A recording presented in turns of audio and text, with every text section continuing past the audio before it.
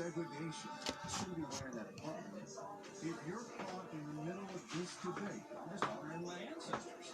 what would you do? Well, that's the symbol of racism and hate, right? Well, it's just my southern pride. This first customer in Brooklyn listens in as Phil tries to justify his jacket. What do you think when you see a symbol? Oh, no, I'm not racist. Just trying to show off my southern pride, you know? Growing up in the know. From the next line, this customer cuts in with some words of caution. You have to cover that door because they can smack your head I don't need anything wrong, man. Yeah, Mississippi. He seems to be generally concerned for Phil's well-being, mindful of what the Confederate symbol represents to so many. Man, that is great.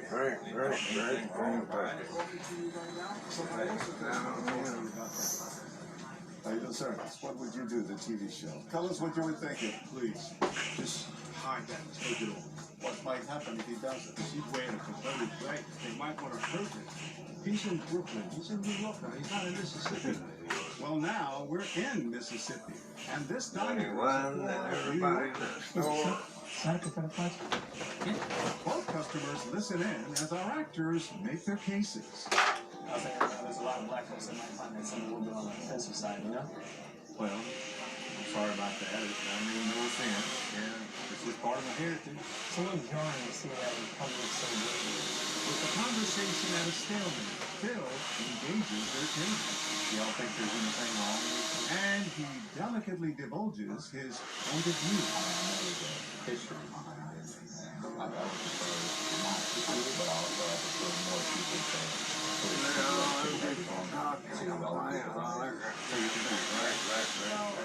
can see where this is coming from. Let's find out.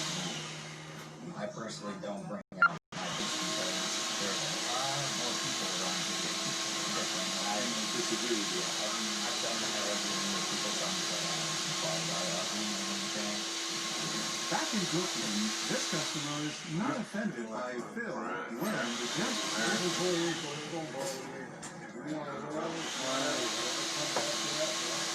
But he disagrees with Phil's interpretation of the Confederate battle flag. What message was sent to him? I don't want to be offensive to anybody. And even though this customer agrees, Do you know what the Confederate flag represents? It's all about racism. he doesn't think our actors should get involved. You shouldn't wear something like that in public. really bad. If not today, then when? Never. Time to find out why.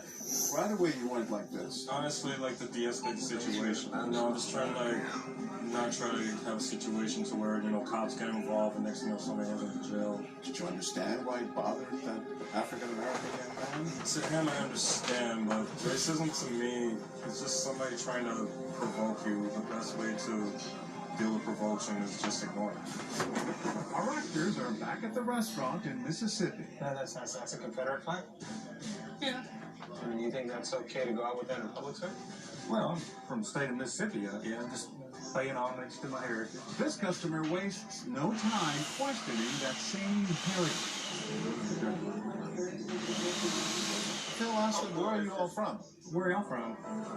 Michigan?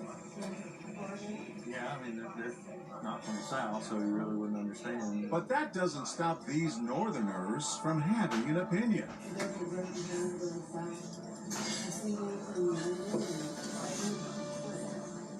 If it bothers you, you can just look the other way.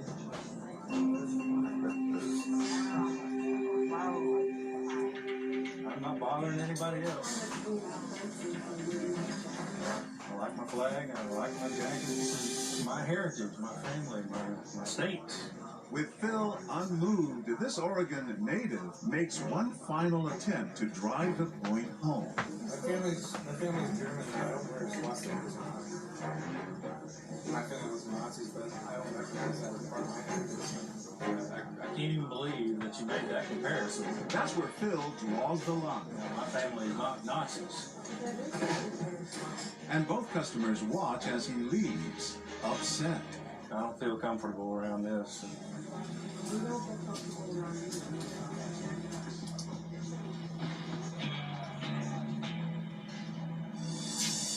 I mean, facts are facts. The Civil War was about defending slavery in the states that simply part of the Civil War committed treason against the United States. So when you hear people say, it's my heritage, I don't accept that.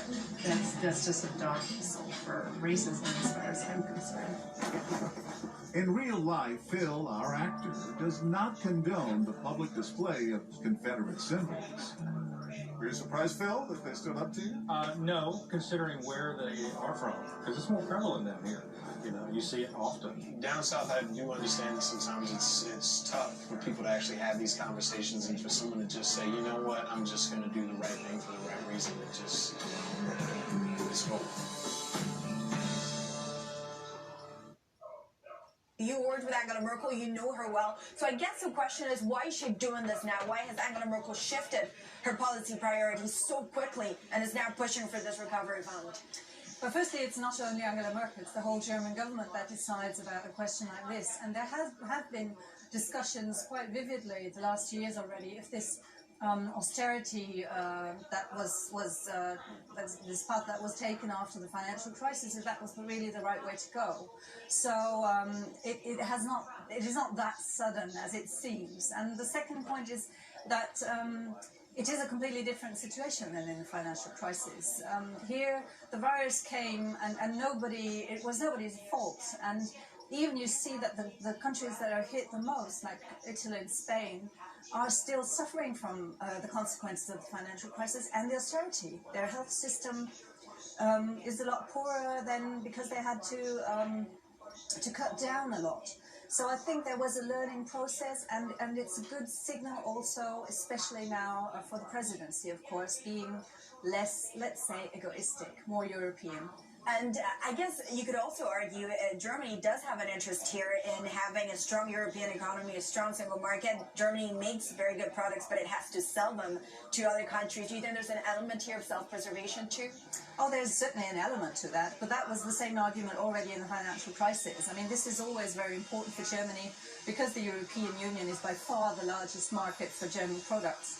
And that is what we convinced Europeans keep telling German public all the time. It's our self-interest also to have a strong European Union.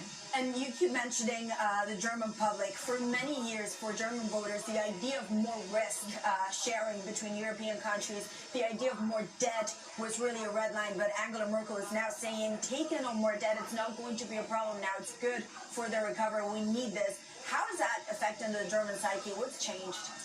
I think it is very important to see that this is a limited program.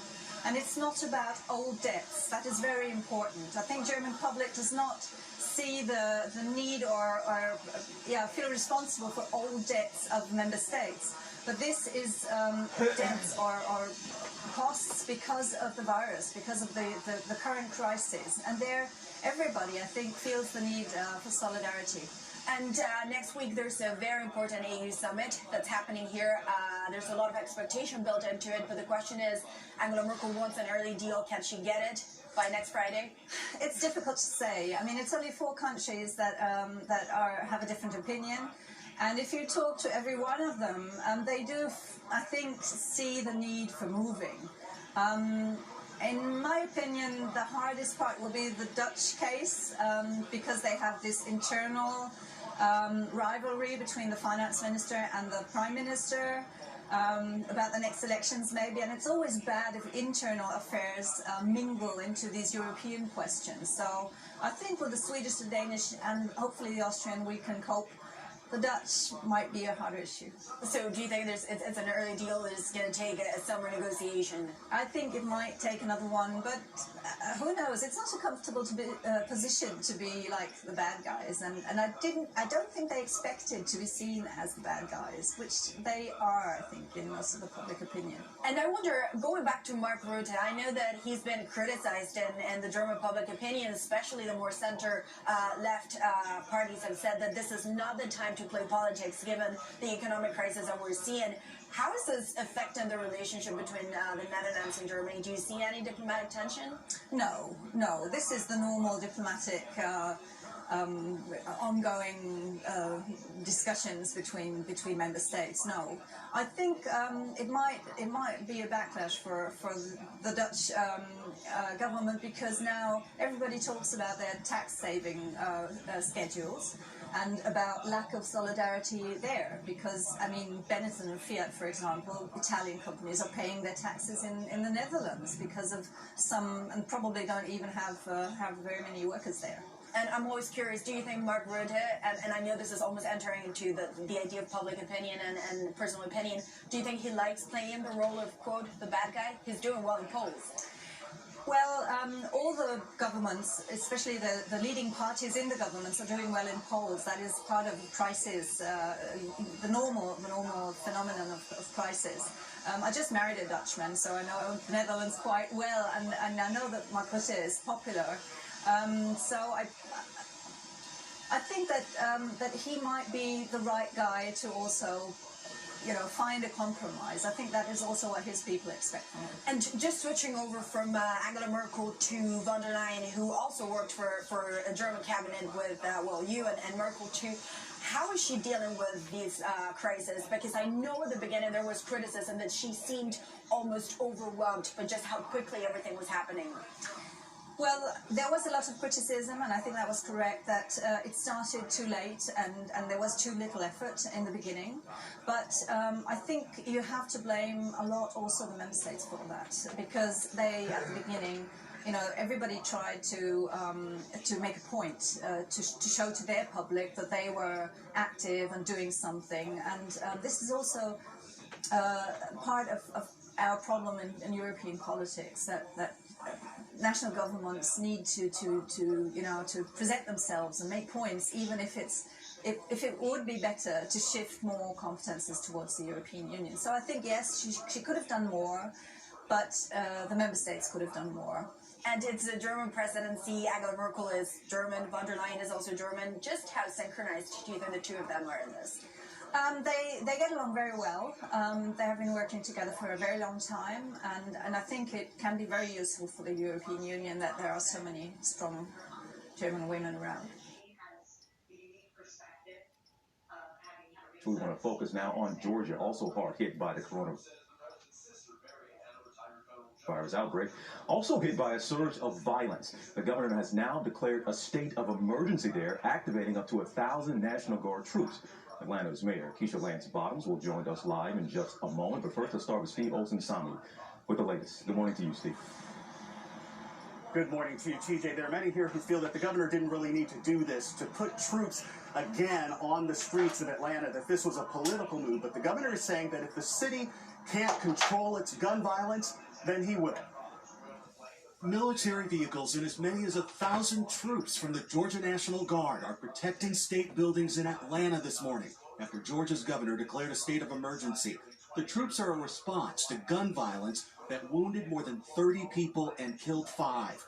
8-year-old Sequoia Turner was killed outside this Wendy's restaurant by men with long guns who set up barricades and had taken over the street after 27-year-old Rayshard Brooks was killed here at the hands of a white police officer. The restaurant had become a memorial, but there were still shootings. These aren't police officers shooting people on the streets of Atlanta. These are members of the community shooting each other. The extraordinary amount of gun violence is hitting cities across the country and hitting black communities the hardest. In Chicago this holiday weekend, 77 people were shot. 14 of them died, including 7-year-old Natalie Wallace. Everything! And in New York City, gun incidents were up 130% compared to last year, according to the NYPD. They say the push for police reforms have made it harder for officers to protect residents of any color. They are afraid if they're making an arrest, that if their knee goes on the back of someone that they are fighting their life for, that they could be prosecuted. Investigators here are offering a $10,000 reward for any information that leads them to the 2 gunmen who they believe killed this little girl. George. Steve Olsen-Sami, thank you. In today's Tech Bites, pinning comments on Instagram posts. Users can now pin up to 3 of their favorite comments, making sure they stay at the top of a post. It is designed to help users manage their profiles better and improve their control of the comments thread. Next, Amazon Prime Video is now offering individual user profiles for family members or friends who share Prime accounts. Each account will allow for up to 6 user profiles. Similar to other streaming services, Amazon's user profiles will tailor to individual interests. Finally, this choreographed performance took place at a Japanese baseball game. Those are the famed robot dogs from Boston Dynamics, along with some human-looking others. They will be performing at games throughout the month because fans, of course, are not allowed in the stands. Those are your Tech Bites. Have a great day.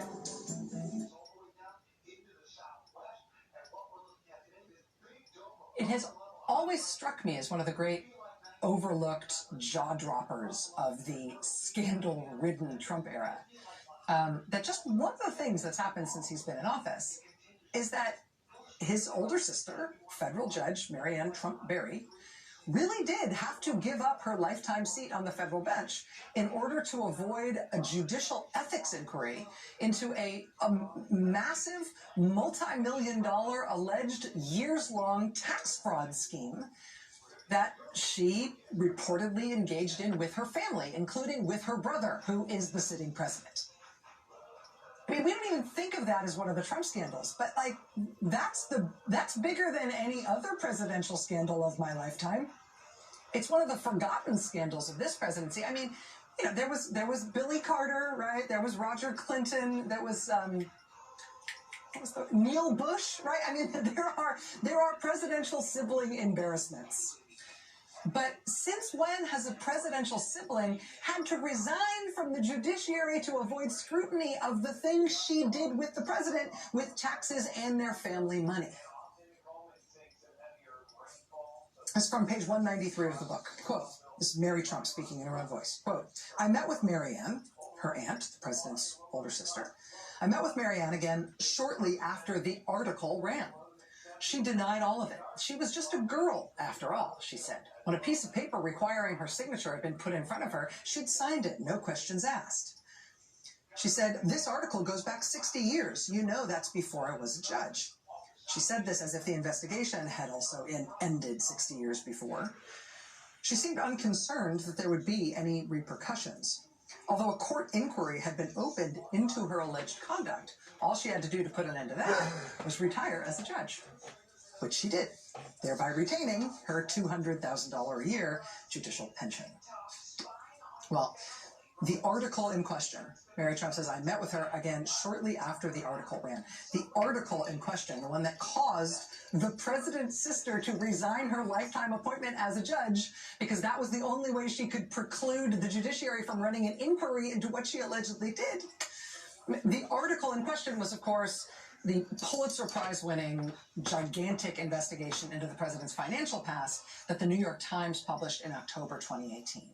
That is where we learn from the Times' dogged reporting and from a ton of documents they exclusively obtained.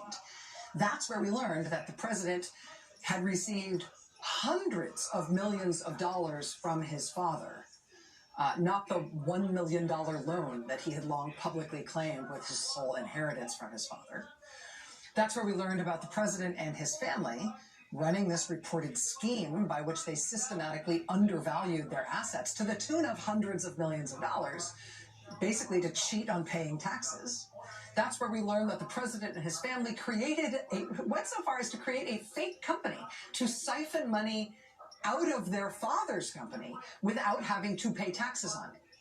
The scheme worked by marking up building and construction costs, but then President Trump and his siblings reportedly just pocketed the difference without ever paying any tax on that money. For the past 3 months, millions of employees around the world with the luxury to do so have been working from home.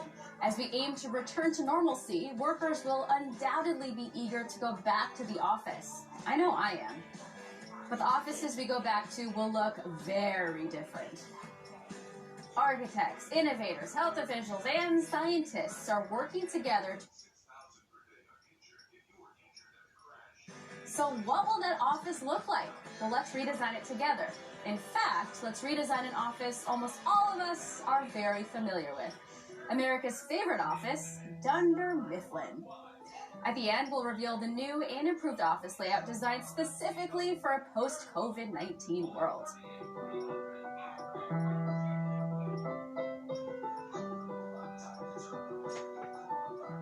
The office, as we know it, has seen many changes over the years. Although existing since the 1940s, open office plans really took off after the decline of the cubicle farm in the 1990s. More young people wanted to come work downtown. They realized there was a resurgence of interest in moving downtown, and that meant they had to pack people tighter. They started sort of moving them together and getting rid of the cubicles, and suddenly everybody's working on big desks, and the whole idea is they're cooperating and they're talking to each other.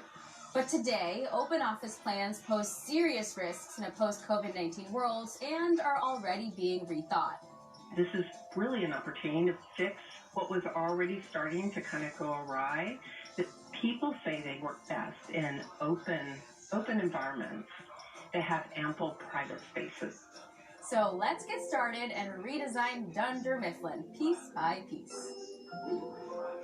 Sneeze guards have been installed everywhere, from banks to grocery stores to fast food restaurants. But they soon could be coming to your office to create what may resemble a see-through cubicle. These physical barriers aim to keep germ spread low while not entirely reverting back to the almost universally despised cubicle layout. So what does this mean for Dunder Mifflin? Well, offices secluded away from others, namely Toby and Kelly, would be largely unaffected, whereas high-traffic areas where Jim and Pam sit would be sectioned off via these plexiglass filters. You'll see Pam in her normal desk, but it's going to have a sneeze guard or some kind of a barrier, probably glass so she can see you, but it still protects her. You're also going to see a floor boundary. So, keep at a distance. We all have to maintain that 6 foot or more. In addition to adding physical barriers, some of the structural changes Dunder Mifflin could undergo would change its appearance, closer to that of a hospital. Designers are currently advising employers to switch up materials in their offices, such as swapping wood for more sturdy materials that can withstand heavy cleaning, namely stone, laminates, and antimicrobial materials like cork and linoleum. This is a solid option for employers because it's relatively cheap. Designers and CEOs are also looking into a technology that's been used for years, but is only now gaining traction: UV technology. UV technology uses UVC rays. UVC is lethal enough to disarm bacteria and viruses by blasting them with 222 nanometers of ultraviolet wavelengths. UV light tech has been a mainstay for combating COVID-19 in hospitals, public transit, and other public spaces. So offices could also utilize this technology, whether that's by installing UV tech into ventilation, or by calling in cleaning services that utilize robot-like UV light machines. In a post-coronavirus world, hand washing will continue to be as important as ever, and offices will have to keep this in mind in their redesigns. Dunder Mifflin could incorporate a bigger emphasis on hand sanitizing and washing by outfitting reception with a sink and adding sinks to more common areas. Even a sink on wheels that freely moves around the office, though I'm sure Dwight would refuse to use it under the pretense of strengthening his immune system. The worst thing you can do for your immune system is to coddle it. They need to fight their own battle. This next one is definitely a more expensive option, the idea of a contactless space. This means no more communal buttons. Bluetooth and other similar tech would allow employees to use their phones or key fobs to do everything from open doors, use elevators, or even to get coffee. You walk up to the front door, it recognizes your face, it opens up, you go straight to the elevator. You don't even have to push a button because it knows that you're going up to the 14th floor because that's your first meeting of the day. The more we can start to integrate all of the technologies that are possible with a completely touchless experience, I think that's kind of the next generation of office building. The design firm Gensler came up with 10 ways offices would fundamentally change. One of these is a mudroom. Upon entry to the office, employees would wash their hands, change their shoes, and store their outerwear. There may be even floor markers with a one-way circulation throughout the office. You could take the existing files and start to divide down the middle to keep people from going into each other's areas. We fully envision that Angela is probably going to build some kind of barrier around her desk because she is probably the most germaphobe of the whole cast. They need to start really thinking about their space differently. In the conference room, you're going to have to remove a number of the chairs in order to still maintain that physical distancing that we need. Well, if you remember, HR had high panels. Start to have an area for Kelly and Ryan, and they're going to be even more protected. That little hallway back in there is the perfect secluded spot for Toby. Because we all know Toby's work is extra sensitive and he really needs to be. So we've gone through the data, we've parsed together the different changes, and we've sent it off to our design analysts. They think we're just about ready to show off the new and improved post-coronavirus Dunder Mifflin. We've got everything here to keep America's favorite office running safely. We've got sneeze guards, a rolling sink by reception, some new materials to improve cleanliness, and even a mudroom. Now, in addition to structural changes around the office, designers and CEOs are looking at ways to further improve the health of their employees. Company leaders are considering the concept of health monitoring, aka ensuring all employees are virus-free. Sensors that would test employee temperatures could be placed around entryways. Similar sensors that monitor body temperature could be installed at employee desks. The monitors would show the first signs of fever, and employees would be urged to go or stay home. But before any of this comes to fruition, self-regulation of one's health is the most preferable option, since nobody wants to feel policed at work, especially not by the assistant to the regional manager. And that's where you have an assistant regional manager. Yes, it is. Assistant to the regional manager. Another option would be to better encourage sick days for employees. It's not to employees feel the pressure when debating to take a sick day. A limited number of days, missing out on work and pay, the list goes on. The technology is really going to change how people take their sick days, and I think people are going to be encouraged to take them. And finally, the option that's been glaring at us for the past couple of months, continue to work from home. COVID-19 has changed how and what it means to work, with many employers realizing that a work-from-home model can be successful. It raises the question, why change the office when working from home has been doing so well? It's providing choice to be able to work from home some and come into the office when necessary. This may mean that some companies might move into smaller office spaces, using them for important meetings and the like, while having the majority of their workforce operate from home. Even after we have a vaccine, the changes and technologies we implement now will remain. A safety measure against future pandemics and a reminder of how quickly things can change. In the midst of a pandemic, Donald Trump is formally pulling out of the World Health Organization. At a time when the coronavirus continues to surge in the U.S. with some 3 million cases. Trump's threat to leave began this past spring, when he accused China of wanting to exert control on the 194-country group. He says Beijing managed to get the WHO to, quote, mislead the world in the early days of the coronavirus. After demanding immediate reforms, Trump said in May that the U.S., its #1 contributor, would suspend their $400 million in annual funds. Because they have failed to make the requested and greatly needed reforms, we will be today terminating our relationship with the World Health Organization and redirecting those funds to other worldwide and deserving, urgent global public health needs. The May announcement brought on outrage in the U.S. and abroad, with critics of the president saying he was trying to deflect his own administration's failings. With the formal withdrawal now underway, the head of the Geneva-based organization simply wrote the word "together" on social media. U.S. presidential candidate Joe Biden also chimed in, saying that if he wins in November, he'd rejoin the WHO on his first day in office and restore the United States' role on the global stage. According to the WHO's guidelines, the U.S. will formally no longer be a member in 1 year's time, on July 6, 2021. That is, if Donald Trump is still president.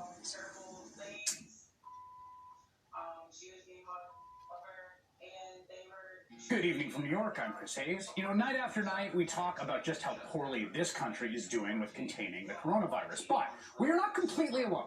There's actually another country that is also failing on all fronts. The chart that shows the two countries doing the worst job fighting the coronavirus right now, the United States and Brazil. Those blue and pink lines, they really jump out at you, don't they? They just spike up. The U.S. and Brazil are also the two countries with the most coronavirus deaths by far. And these horrible numbers are really not an accident. The president of Brazil, as you may know, is a man named Jair Bolsonaro. And while he comes from a very different context, of course, he is in many ways the Donald Trump of Brazil. He's a foul-mouthed, bigoted right-wing populist. He joked about restoring the military dictatorship. Once said a female politician was too ugly to rape. He is also personally a big Donald Trump fan. They have Make Brazil Great Again merchandise, which the Brazilian Communications Secretary gave to President Trump back in March. The president of Brazil reacted the same way to the coronavirus as Donald Trump did, saying, "Don't worry about it, nothing to see here, it's just a bug, everybody's going to get it." Just total incompetence, complete denial. He was angry when Rio de Janeiro shut down its beaches. He's fought with governors across the country for taking proactive steps to fight the virus. That sound familiar? His last health minister quit in protest after only 4 weeks on the job, after President Bolsonaro pushed to reopen gyms and beauty parlors. Does that sound familiar? So yeah, it is not surprising that we are in the company of Brazil as the two countries with the worst coronavirus responses. It is also not surprising that the president of Brazil, Jair Bolsonaro, himself now has the coronavirus. Here he is earlier today, after testing positive, taking off his mask while talking to reporters to show them how good he looks, despite his diagnosis. Oh, and here he was at a 4th of July party with none other than the American ambassador to Brazil, where they all have their arms around each other without masks. The coronavirus has been a test for every country, but there's a kind of theme that's emerging here. In the UK, where another major world leader came down with the virus, of course, Prime Minister Boris Johnson, their government tragically dithered. They tried to go for herd immunity before realizing it would be a catastrophe and then changing course, and it was too late and had huge outbreak and very high per capita deaths. In Russia, they denied the virus at first. They pretended it wasn't happening. Now they have a terrible outbreak and nobody really trusts their numbers. In the beginning, Israel did a very good job suppressing the virus, but look, now they are seeing a huge rebound. In fact, earlier today, Israel's top health minister resigned in protest, saying the country's leaders had ignored her warnings about reopening the country too quickly. Does that sound familiar? Of course, the things these countries have in common is that they are an axis of right-wing populist nations with nationalist leaders that are failing in the face of the coronavirus. And right-wing populism is incompatible with the things you need to value to get rid of and get a hold of the virus. Things like scientific expertise, care, rigor, open societies, international cooperation, learning from other people, working together. Of course, this country, with Donald Trump's leadership, is still the worst. We just surpassed 3 million cases in the U.S., closing in on 1 out of every 100 Americans having it, with cases on the rise in 37 states over just the past 2 weeks. This country, thanks to our president, is doing the worst job against the virus, and it's not even very close. The more you hear from Donald Trump, the more you watch the president in action, the clearer it becomes. You know, I'm reminded of a famous line from the author George Orwell during World War II, saying that because there was no choice whether to fight fascism, right? The war was on at that point. Because the war was underway, whether you liked it or not, that to be a pacifist under those specific conditions was to de facto side with the fascists. And in that context, he wrote a memorable line that goes, "Pacifism is objectively pro-fascist." That line has been cited and repurposed throughout the years, often misconstrued and often misused and abused. But right now it seems fitting. The battle against the virus is not a choice. We cannot opt out of it. So if you take the steps that Donald Trump is taking, not just refusing to combat the virus, you are actively taking steps that will make people sick. You are objectively pro-virus. For instance, they've been dropping some of the precautions of the White House, like temperature checks, because they want to get back to the appearance of normal. We're past this. They're calling federal workers back into workplaces where they don't actually have to be again, to make people think things are getting back to normal, that we're over the virus, putting them in risk. They're doing big events like sending Vice President Mike Pence to be indoors with choirs where nearly no one is wearing a mask. They are actively trying to browbeat schools into packing as many people into place as possible. This is helping the virus. Donald Trump's actions are on the side of the virus, and that includes the president formally withdrawing the U.S. from the World Health Organization, the organization that, as flawed as it may be, helps the world work together to defeat viruses. Are we going to now join the pro-virus coalition instead? Are we going to found our own World Infection Organization?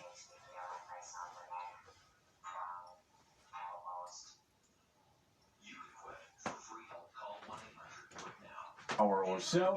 Overall, mainly dry though throughout the rest of the morning.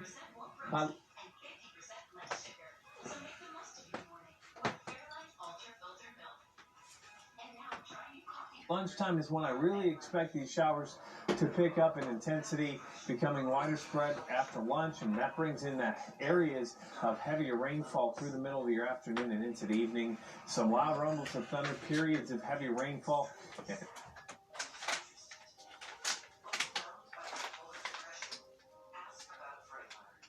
After sunset is when that energy goes away. It'll all dissipate, and then we'll do it all over again tomorrow with a lot more of that humidity and air lifting into the atmosphere, and that's going to bring these showers and storms by tomorrow at lunchtime and into the early afternoon.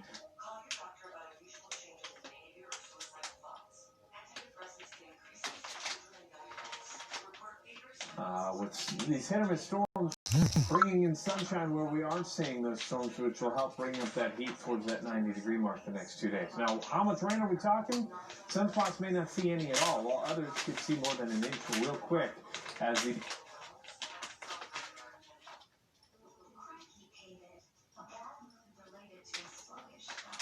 storms fire up. There's a look across the board. You can see a couple tenths, maybe up to an inch and a half.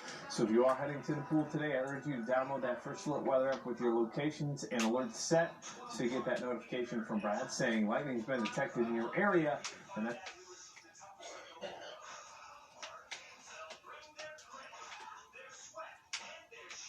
it's the time you need to get indoors. UV level 11 out of 11, so where we do see sunshine, sunburn can happen real quickly. A damaging sunburn 15 to 20 minutes on a day like today. And unfortunately, you'll probably want to be at the pool because that humidity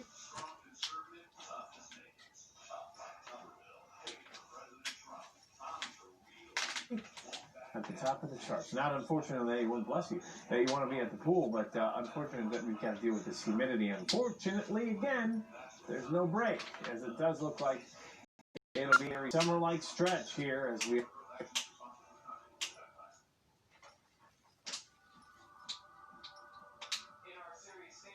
are in the thick of summer into the middle of July. We move into the low to mid-90s next week. One of the warmest stretches we've had all year. It looks like we could hit the mid-90s in some spots.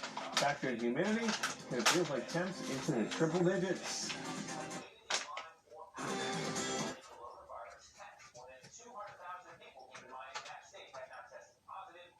Disney is still 3 days away from its grand reopening, but tomorrow select pass holders will have the chance to enjoy the parks before everyone else. This morning, we're getting a look at the safety protocols Disney will have in place when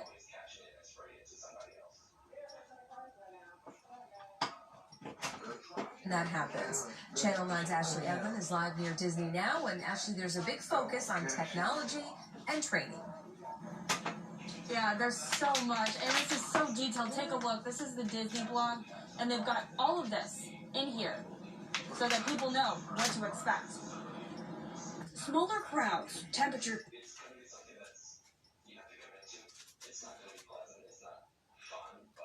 Access guests enter the parks, mask requirements for guests and cast members. All things we knew Disney would put in place as they welcome everyone back to the parks. But now there's more. On the Disney apps, guests will be able to find things like hand sanitizer stations and look at digital menus so they can avoid crowds and don't have to wait in lines. Disney officials also say they'll have cast members at the parks explaining the new guidelines to people and encouraging everyone to follow them. But their reopening comes as the state sees a spike in COVID-19 cases.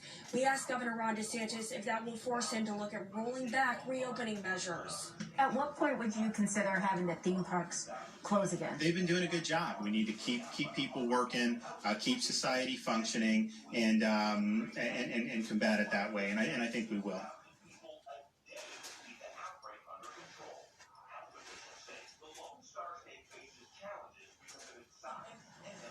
Now, of course, with the mask requirement, there are exceptions. Children 2 and under will not be required to wear one. Also, people swimming, eating, and drinking will not have to wear a mask. Reporting near Disney this morning, Ashley Elden, Channel 9, Eyewitness News. Mexican President Andrés Manuel López Obrador is meeting with U.S. President Donald Trump this week at the invitation of the White House, for what would normally be a standard meeting between two world leaders has stirred criticisms. Basically, there is an election season underway in the United States, and the Mexican president's visit could be misinterpreted. But also, over the years, President Trump has expressed many offensive things toward Mexico and Mexicans. This is why many people have a deep distrust and reject the way President Trump has treated us. President Trump is not very well liked in Mexico, and much of that has to do with his past rhetoric regarding the Mexican people. When Mexico sends its people, they're not sending their best. They're bringing drugs, they're bringing crime, they're rapists, and Mexico will pay for the wall. Attitude soured further in 2019 when President Trump threatened Mexico with export tariffs unless Mexico agreed to carry out a strict militarized immigration enforcement policy. Since the start of his administration 19 months ago, Mexican President Andrés Manuel López Obrador has sought to avoid political conflict with President Trump, opting instead for a relationship built on pragmatism. The visit scheduled for Wednesday is the first time the two presidents will meet in person. We can talk about baseball, we can talk about a lot of things. Everything without confrontation, because it's a political meeting. Critics of López Obrador say the Mexican president is making a mistake by sitting down with Trump, who many in Mexico regard as racist and anti-Mexican. A recent poll, however, found that while few Mexicans are fans of Trump, a majority favor López Obrador meeting with the U.S. president, with many hoping the trip will help improve a bad economy. In Mexico, there are many who do not look kindly at our president attending this meeting, but there are those who understand the weight of the economic agenda and recognize that the economy is the result of political negotiations between leaders. There's not such a thing as friendships between countries. Geopolitically, there are only interests. President López Obrador says the focus of his U.S. visit is to mark the launch of the U.S.-Mexico-Canada Trade Agreement, or USMCA, a replacement to NAFTA that Mexico's president has said will generate jobs and help reactivate the Mexican economy. Manuel Rapalo, Al Jazeera, Mexico City.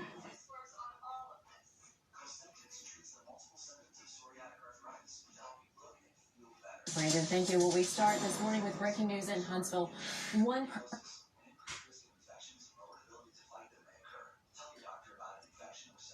person fatally shot and another in serious condition after being stabbed. It happened here on Levert Street near Oakwood Avenue. Huntsville police have been on the scene since just before midnight, and our Eric Graves got there.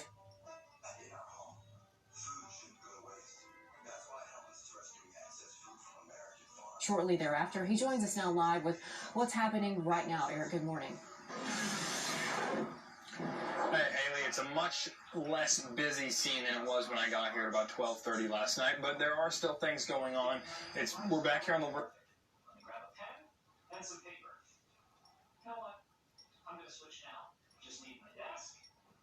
Street now. There are a couple of Huntsville police officers back here talking to some neighbors, also some investigators going in and out of the house where the incident occurred that led to one man being fatally shot, or excuse me, we don't know a man or woman, one person being fatally shot and another being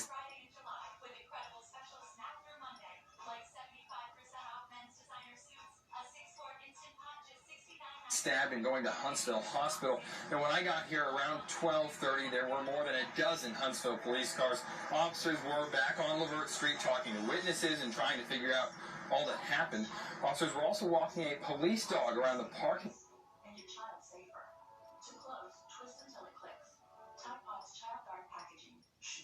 lots that's across Oakwood from Levert Street, kind of Roses and a few other businesses around there. They were walking the dog around and looking through some trash cans. Now, I talked to a few people who watched the whole thing from a patio of a bar nearby. They said a man was limping around the parking lot across. Some small businesses don't have storefronts. Their office is a truck, and their workplace is your home. You won't find them on Main Street. Across the street and was picked up by an older red car. The car, though, only made it a few hundred yards the intersection of Oakwood and Meridian Street, just down the road from Levert, before it got stopped by Huntsville police. You know, when I asked HPD about this, they kept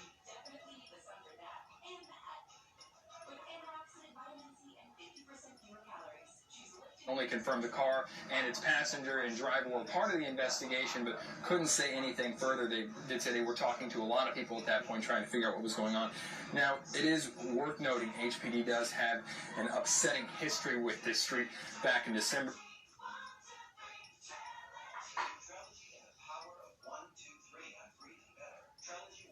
Levert Street is where Huntsville officer Billy Clardy III was shot and killed in the line of duty. Now, we are expecting to get more information on this investigation and what exactly happened here last night. And when we do get that information, we'll give you the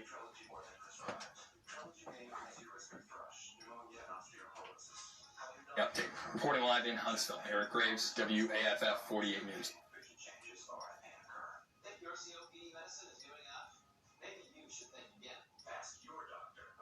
Governor Kay Ivey has announced a new plan to increase testing at nursing homes around the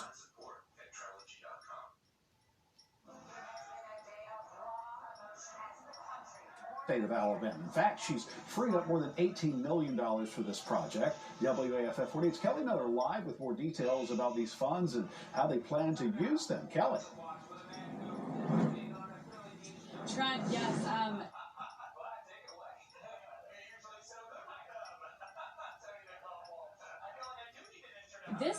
These funds will actually be used in two different ways. First, of course, to provide additional coronavirus testing to residents and staffs in these Alabama nursing homes. And second is to enact better screening protocols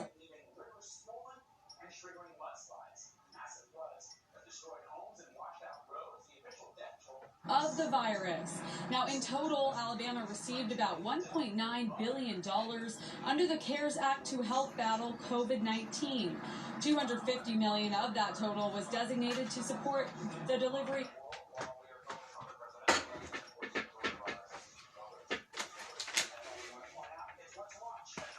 of health care and related services to citizens of Alabama, including folks at nursing homes. The Alabama Nursing Home Association Education Foundation will administer these funds and come up with testing strategy and screening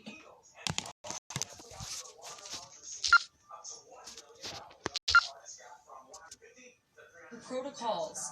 Now, according to state health officials, more than 1,700 long-term care employees and 2,600 long-term care residents have been infected.